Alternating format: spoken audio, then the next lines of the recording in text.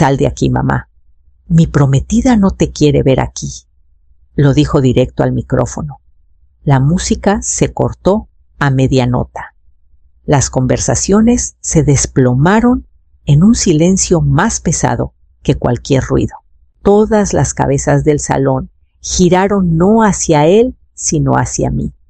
Yo estaba parada cerca del costado del salón de la recepción, justo después de la última fila de mesas, con un sobrecito en la mano que todavía no había decidido cómo entregarle. De pronto, ese sobre se sintió fuera de lugar, como algo que pertenecía a otro día. Él ni siquiera me miró de nuevo después de decirlo. Ajustó el micrófono, echó un vistazo hacia el frente, hacia ella. Miriam estaba a su lado, con una mano apoyada suavemente en su brazo, el rostro sereno, imposible de leer. Ni sorprendida ni incómoda, solo esperando. A su alrededor, los invitados se quedaron quietos. Algunos se removieron en sus sillas. Alguien dejó un vaso con demasiado cuidado. Nadie dijo una palabra. Podía sentir el peso de todo aquello, lo rápido que un salón entero decide mirar hacia otro lado. Asentí una sola vez, aunque no supe bien a quién, y di un paso atrás. El piso se sintió más largo que antes. Cada paso sonaba igual, medido, controlado. Nadie me detuvo. Nadie me siguió. Afuera el aire estaba más fresco. El bullicio de adentro no llegaba tan lejos. Desde donde estaba, se alcanzaba a ver el límite de la propiedad que se extendía más allá del estacionamiento, el comienzo de esas tierras que habían marcado casi toda mi vida. Cercas que corrían rectas hacia el horizonte. Terreno abierto, firme, sin cambios. Entonces me di cuenta de que todavía tenía las llaves en la mano. Se me clavaban en la palma, sólidas y conocidas. No las había soltado. Detrás de mí, la recepción siguió como si nada. Las voces subieron de nuevo, primero más bajitas, luego volvieron a la normalidad, como si no hubiera pasado nada. Me quedé ahí un rato más luego. Caminé hacia mi coche, con el sobrecito en una mano y las llaves en la otra, sabiendo que lo que acababa de ocurrir adentro no había empezado en ese salón. La llamada llegó a las 8:12 de la mañana siguiente. Acababa de poner una taza en la barra, cuando el teléfono se iluminó con el nombre de Renato. Por un momento dejé que sonara, mirando la pantalla, como si pudiera arrepentirse. Luego contesté. Mamá, dijo él ya en medio de la frase. Hoy necesito las llaves del rancho. Sin pausa, sin mencionar lo de la noche anterior. No respondí de inmediato. Se oía movimiento del otro lado, papeles, una puerta que se cerraba a voces bajas de fondo. Tenemos a los topógrafos programados, continuó. Hay un calendario que debemos respetar. Por ahora es solo acceso, nada permanente, solo acceso. Me recargué en la barra, sosteniendo la taza con los dedos. ¿Qué es exactamente lo que van a medir? Hubo un silencio breve, de esos que se llenan con lo que no se dice. Luego su voz, otra vez más tensa. Mamá, es lo de siempre, trabajo preliminar. Ya habíamos platicado de esto. No habíamos. De fondo escuché a Miriam, no con claridad, pero lo suficiente. Su voz baja y controlada, dándole frases cortas. Él repetía partes casi palabra por palabra. Ya está en marcha, dijo. Solo necesitamos que cooperes. Miré por la ventana hacia el fondo de la propiedad, donde la cerca se perdía en el terreno abierto. ¿Lo voy a pensar?, respondí. Eso no es realmente... Se detuvo. Tomó aire. No tenemos tiempo para atrasos. Dije que lo voy a pensar. Otro silencio. Luego la línea se quedó muda. Solo ten listas las llaves, dijo al final antes de colgar. Me quedé ahí un momento más con el teléfono en la mano, mientras el silencio de la casa volvía a acomodarse. Unos minutos después, la pantalla se encendió de nuevo. Esta vez no era llamada. Era un mensaje. Número desconocido, sin nombre, sin saludo.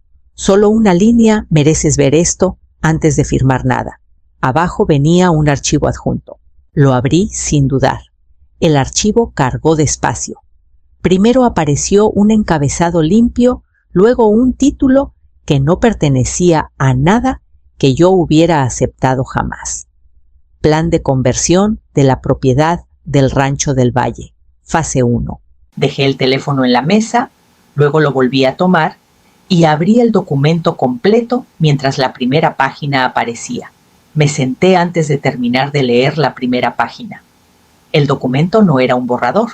Estaba completo, formateado, estructurado ya en movimiento. Encabezados, proyecciones, calendarios por fases. Se leía como algo que habían platicado, aprobado y programado mucho antes de que llegara a mis manos. Plan de conversión de la propiedad del Rancho del Valle. Fase 1. Deslicé despacio. El rancho estaba dividido en secciones que reconocí al instante, pero con nombres diferentes. Las zonas de pastoreo ahora eran distribuciones para eventos. Las áreas de almacenamiento se habían convertido en alojamiento para huéspedes. El potrero del sur, donde la tierra tardaba más en asentarse cada primavera, estaba marcado para ampliación de estacionamiento. Había renders, líneas limpias, construcciones nuevas, caminos trazados sobre terreno que nunca los había necesitado. Al final de la segunda página, una lista de inversionistas. La mayoría de los nombres no me decían nada. Uno sí, Grupo Aguilar. Seguí leyendo. Ingresos proyectados. Ocupación por temporada. Fases de construcción ya alineadas con las ventanas de permisos. Alguien había hecho el trabajo. Alguien ya había decidido en qué se iba a convertir este lugar. A la mitad, una frase me detuvo en seco. La transferencia de control se realiza al obtener la autorización operativa. La leí de nuevo. No era propiedad, no era herencia. Control. Pasé a la siguiente sección. Anexos. Notas internas. Un hilo de mensajes copiado al archivo. Líneas cortas, eficientes. Solo necesitamos su firma. Otra. Una vez que ella esté fuera del camino, avanzamos rápido. Sin titubeos, sin dudas, solo pasos. Me recargué en la silla con el teléfono todavía en la mano. El cuarto estaba en silencio, pero el documento no se sentía lejano. Se sentía inmediato, vivo. Esto no era algo que Renato hubiera armado solo, ni siquiera algo que hubiera empezado hace poco. El lenguaje era demasiado preciso, el momento demasiado perfecto. La llamada de esa mañana no había sido una petición, había sido un paso. Cerré el documento, luego lo abrí otra vez, repasando las mismas líneas para asegurarme de no haberlas leído mal. Nada cambió. Firma, autorización, control. No necesitaban permiso de la forma en que yo pensaba. Necesitaban algo específico, algo formal, algo que hiciera que todo lo demás encajara. Dejé el teléfono y miré las llaves que descansaban a su lado, entendiendo ahora que lo que tenían planeado no empezaba con el acceso al terreno, sino con algo que todavía no me habían pedido firmar. Eso significaba que el siguiente movimiento no vendría por un documento, vendría por presión. Abrí el cajón de los archivos y saqué los documentos que no había necesitado revisar en años. Estaban organizados como siempre los había guardado, fechados, etiquetados sin cambios. Nada en ellos sugería urgencia, pero eso no significaba que no los estuvieran poniendo a prueba en otro lado. Fideicomiso agrícola del Rancho del Valle. Puse los papeles sobre la mesa y los revisé uno por uno, sin saltarme nada sin suponer. La estructura estaba clara. La tierra, las operaciones, los derechos que venían con ambas cosas. Todo estaba bajo el fideicomiso. Autoridad de Administración Calista Rowan. Sin firmas secundarias. Sin control compartido. Revisé las modificaciones. Solo había unas cuantas cada una pensada con cuidado. Ninguna transfería propiedad. Ninguna reasignaba autoridad. Nada se había agregado que pudiera interpretarse como consentimiento a lo que acababa de leer en ese archivo. No existía ninguna versión en la que Renato ya tuviera el control. Me recargué, dejando que eso se asentara sin apresurarme. Él había trabajado la tierra. Conocía las puertas, las rotaciones, los horarios del equipo cuando decidía prestar atención. Había crecido dentro de ese ritmo. Pero eso no era lo mismo que entender qué era lo que realmente lo sostenía. Nunca había preguntado por la estructura. Nunca había preguntado cómo se tomaban las decisiones, ni qué protegía en lugar de ser partido en pedazos. Siempre lo había tratado como algo que tarde o temprano sería suyo, no porque se lo hubieran dado, sino porque lo daba por hecho. Cerré la carpeta a la mitad, luego la abrí de nuevo y leí la misma sección 2 veces para asegurarme de que no se me hubiera escapado nada. No había nada, ni transferencia, ni autorización, ni error. La certeza en su voz esa mañana no venía de estos documentos, venía de otro lado.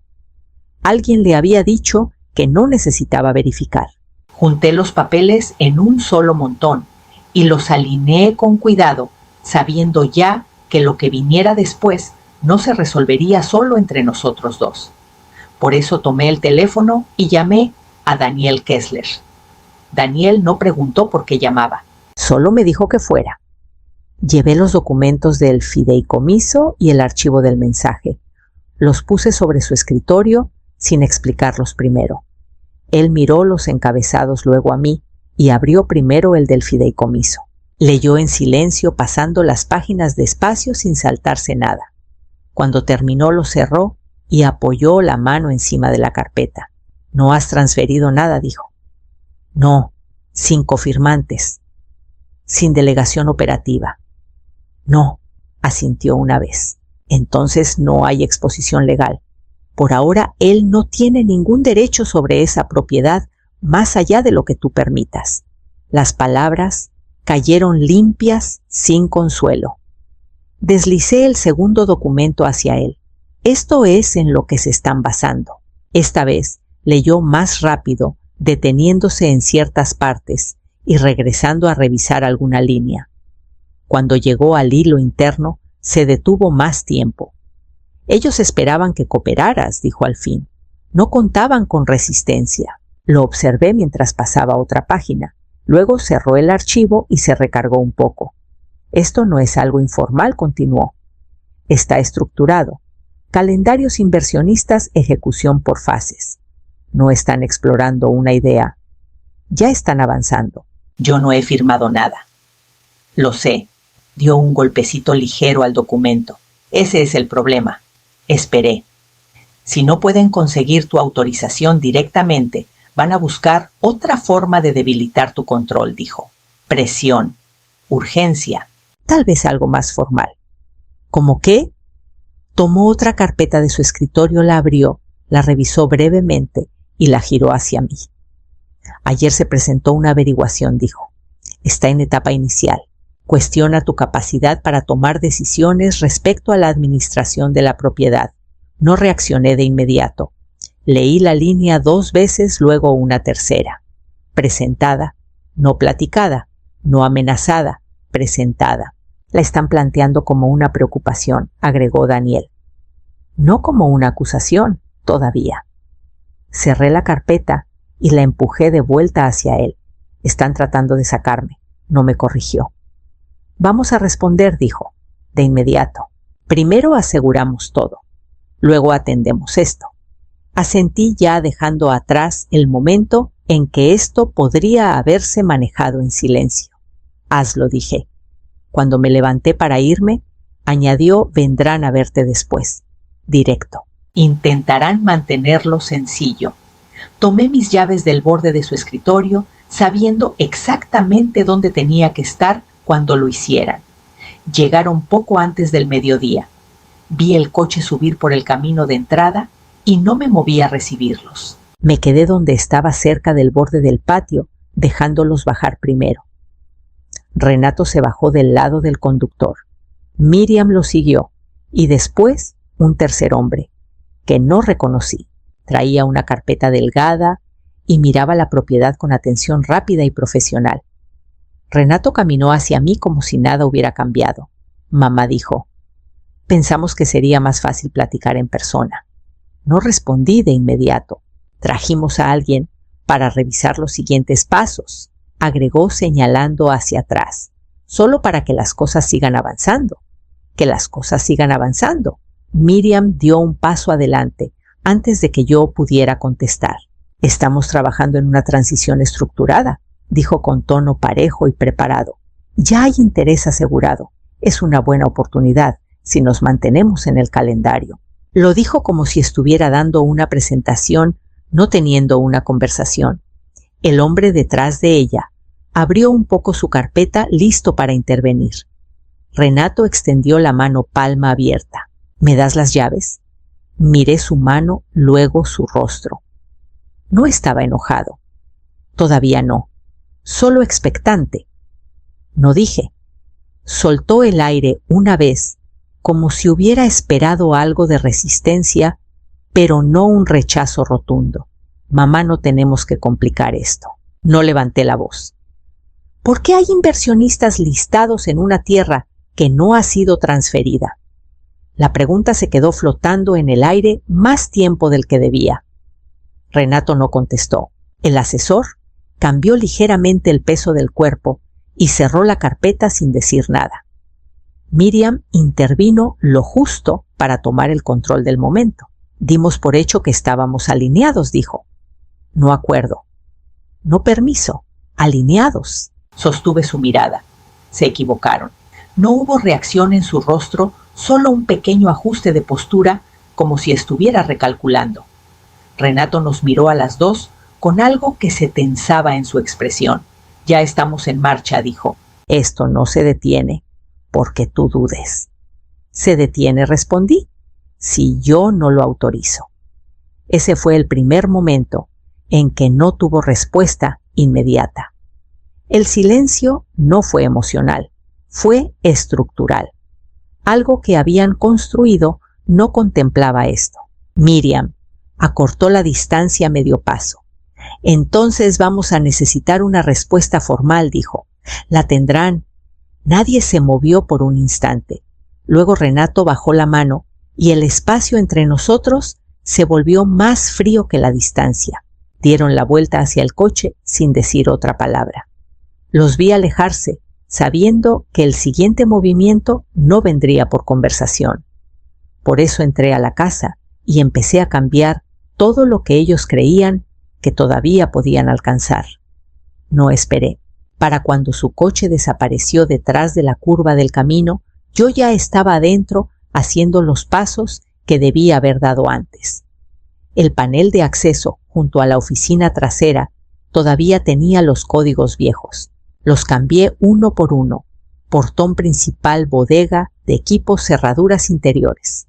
Sin prisa, sin dudas.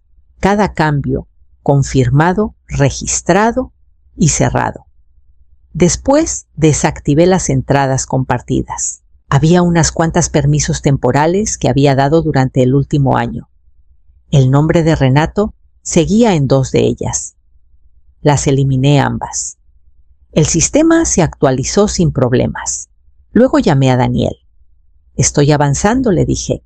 «Ya me lo imaginaba», contestó. «Tenemos listo el aviso». Me lo envió mientras todavía estábamos en la llamada. Restricción formal de acceso no autorizado.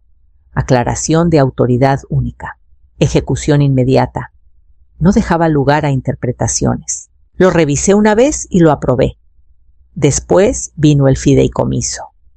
No lo reescribimos, lo ajustamos. Herencia condicionada, sin autoridad operativa, sin una participación demostrada y aprobada.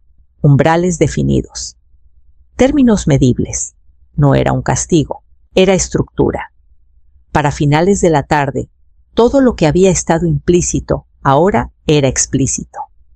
Caminé por la casa una vez más antes de subir. Las cosas de Renato seguían donde las había dejado a lo largo de los años, apiladas, medio usadas, nunca del todo retiradas. cajas en el cuarto de visitas, herramientas en el cobertizo lateral, ropa en el closet del fondo que no se había tocado en meses. Las empacó sin ordenar, ni rápido ni lento, solo completo. Para la noche todo estaba sellado, etiquetado y listo. Organicé la entrega a su departamento en la ciudad, sin nota, sin explicación. Ya no quedaba aquí nada que le perteneciera. Cuando terminé, regresé a la oficina y revisé el sistema otra vez. Acceso denegado, permisos actualizados, cerraduras alineadas. Limpio, apagué las luces y salí dejando que el aire se acomodara en ese silencio que no pide nada. En algún punto, entre la última llamada y la confirmación final, la situación había pasado de algo que él todavía podía dar por hecho a algo que tendría que entender. Y sabía que no tardaría mucho en darse cuenta. Llamó 3 veces antes del mediodía. Dejé pasar las primeras 2. A la tercera contesté: ¿por qué no puedo entrar? La voz de Renato llegó tensa, controlada, pero sin aguantar del todo. Se actualizaron los accesos, dije. ¿Cambiaste los códigos?, preguntó, sabiendo ya la respuesta. Sí. Hubo una pausa, luego un filo más agudo. Mamá, tenemos gente programada. No puedes simplemente cerrar todo sin avisar. Mandé aviso. No es eso a lo que me refiero, dijo rápido. Hay calendarios aquí, compromisos financieros. Se detuvo como si se hubiera dado cuenta de que había dicho más de lo que quería. ¿Qué clase de compromisos?, pregunté. No importa, contestó. Lo que importa es que estás interfiriendo con algo que ya está en marcha. Estoy deteniendo algo que nunca se autorizó. Silencio. Cuando habló de nuevo, la certeza había cambiado. ¿Estás haciendo esto más difícil de lo necesario? No respondí. Soltó el aire. Todavía podemos arreglarlo si cooperas. La palabra cayó igual que el día anterior. No te voy a dar acceso, dije. La línea se quedó callada y luego se cortó. Para la tarde, las llamadas pararon. En su lugar llegó un correo electrónico. De Miriam. Formal, estructurado, sin saludo más allá de mi nombre. Explicaba su posición. Mencionaba planeación compartida del futuro, expectativas razonables y posible revisión legal si el acceso seguía restringido. El lenguaje era cuidadoso, pero la dirección estaba clara. Lo reenvié a Daniel sin responder. Me llamó en minutos. Están presionando, dijo. Ya lo esperábamos. ¿Cuál es la respuesta? Ya la envié. Abrí mi bandeja otra vez. Su respuesta había salido a nombre mío. Directa, precisa, final. Se niegan todas las reclamaciones de autoridad compartida. Todo acceso queda a mi discreción. Cualquier intento adicional de entrar o operar en la propiedad sin permiso se tratará como violación. No quedaba espacio para reinterpretar. Para el atardecer temprano ya no había seguimiento de ninguno de los dos. Ni llamadas, ni mensajes, ni nueva posición. La urgencia que los había impulsado el día anterior se había detenido. Salí afuera, mientras la luz cambiaba sobre los potreros lejanos, la tierra sin cambios, los sistemas sosteniéndose exactamente como debían, sabiendo que la presión en la que habían construido su plan ya empezaba a derrumbarse. No pasó todo de golpe. Primero pararon las llamadas. Luego los correos se hicieron más lentos, más cortos, menos seguros. El lenguaje cambió de plazos a atrasos, de expectativas a revisiones. No respondía a ninguno. Pasó una semana antes de que Daniel llamara con el primer cambio claro.